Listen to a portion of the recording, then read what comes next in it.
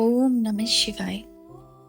आज मैं आपको महाशिव पुराण की एक ऐसी कथा सुनाने वाली हूँ जिस कथा को सुनते ही आपके मन में भगवान शिव के प्रति बहुत सारी भक्ति उत्पन्न हो जाएगी। यह कथा हमें सिखाती है कि चाहे मनुष्य कितना भी पापी क्यों ना हो, यदि उसके हृदय में शिव नाम की ज्वाला एक बार भी प्रज्वलित हो जाए तो महादेव उसे अपने चरणों में अवश्य स्थान देते हैं और मोक्ष की प्राप्ति कराते हैं। तो आइए सुनते हैं कि महाशिव पुराण का रुद्र संहिता का 18वां अध्याय है। गुणनीति को मोक्ष की प्राप्ति कैसी हुई, इसके बारे में हम इसमें चर्चा करेंगे। ब्रह्मा जी बोले, हे नारद, जब यह समाचार गुणनीति को मिला तो उसे अपने भविष्य की चिंता हुई। वह कई दिनों तक भूखा प्यासा भटकता रहा। एक दिन भूख प्यास से व्याकुल वह एक शिव मंदिर के पास बैठ गया। एक शिव भक्त अपने परिवार सहित पूजन के लिए विशेष सामग्री को लेकर आया था। उसने परिवार सहित भगवान शिव का विधि विधान से पूजन किया और नाना प्रकार के पकवान शिवलिंग पर चढ़ाए। पूजन के बाद वे लोग वहां से चले गए तो गुणनीति ने भूख से मजबूर होकर उस भोग को चोरी करने का विचार किया और मंदिर में चला गया। उस समय अंधेरा हो चुका था, इसलिए उसने अपने वस्त्र को जलाकर वहां उजाला किया। यह मानो उसने अपने भगवान शिव के सम्मुख दीपक जलाकर दीपदान किया था। जैसे ही वह सब भोग उठाकर भागने लगा, उसके पैरों की धमक से लोगों को पता चल गया कि उसने मंदिर में चोरी की है। उसी समय सभी उसे पकड़ने के लिए दौड़े और उसका पीछा करने लगे। नगर के लोगों ने उसे खूब मारा।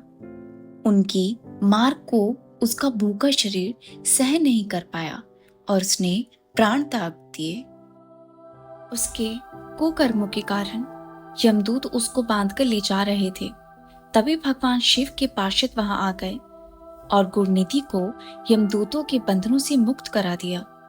यमदूतों ने शिवगणों को नमस्कार किया और बताया कि यह बहुत बड़ा पापी है और धर्म कर्म से हीन है। यह अपने पिता का भी शत्रु है। इसने शिवजी के भोग को भी चोरी किया है। इसने बहुत पाप किए हैं, इसलिए यह यमलोक का अधिकारी है। इसे हमारे साथ जाने दीजिए ताकि विभिन्न नरकों को यह भोग सके। तब शिवगणों ने उत्तर दिया कि निश्चय ही गुणनीति ने बहुत से पाप कर्म किए हैं, परंतु इसने कुछ पाप कर्म के अलावा बहुत से पुण्य कर्म भी किए हैं, जो संख्या में कम होने पर भी पापों को नष्ट करने वाले हैं। इसने रात्रि में अपने वस्त्र को फाड़कर शिवलिंग के समक्ष दीपक में बत्ती डालकर उसे जलाया और दीपदान किया। इसने अपने पिता के श्रीमुख से एवं मंदिर के बाहर बैठकर शिवगणों को सुना है। और ऐसे ही और भी अनेक धर्म कर्म इसने किए हैं। इतने दिनों तक भूखा रहकर इसने व्रत किया और शिव दर्शन तथा शिव पूजन को भी अनेकों बार किया है। इसलिए यह हमारे साथ शिवलोक को जाएंगे, वहां कुछ दिनों तक निवास करेंगे। जब इसके संपूर्ण पापों का नाश हो जाएगा तो भगवान शिव की कृपा से यह कलिंग देश का राजा बनेगा। अतः यमदूतों को तुम अपनी लोक को लौट जाओ। यह सुनकर यमदूत यमलोक चले गए। उन्होंने यमराज को इस विषय में सूचना दे दी और यमराज ने इसको प्रसन्नता पूर्वक स्वीकार किया। तत्पश्चात गुणनीति नामक ब्राह्मण को लेकर शिवगण शिवलोक चले गए। कैलाश पर भगवान शिव और देवी उमावती विराजमान थे। उसे उनके सामने लाया गया।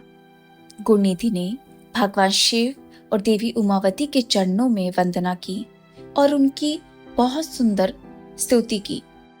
उसने महादेव से अपने किए कर्मों के बारे में क्षमा याचना की। भगवान ने उसे क्षमा दान दे दिया। वहां शिवलोक में कुछ दिन निवास करने के बाद गुणनीति कलिंग देश के राजा अरिदम के पुत्र दम के रूप में विख्यात हुए। हे नारद, शिव जी की थोड़ी सी सेवा भी उसके लिए अत्यंत फलदायी हुई। इस गुणनिधि के चरित्र को जो कोई पढ़ता अर्थात सुनता है, उसकी सभी प्रकार की मनोकामनाएं पूर्ण हो जाती है तथा वह मनुष्य सुख और शांति को प्राप्त करता है। हे भक्तों, इस कथा का संदेश स्पष्ट है। भगवान शिव का नाम यदि एक बार भी श्रद्धा से लिया जाए तो जन्म जन्मांतर के पाप धुल जाते हैं। इसलिए आइए हम सब मिलके प्रतिदिन ओम नमः शिवाय का जाप करें और अपने जीवन को मंगलमय बनाएं।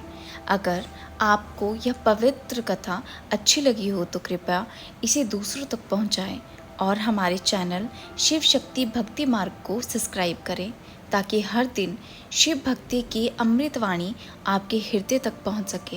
हर हर महादेव, जय जय शिव शंभू।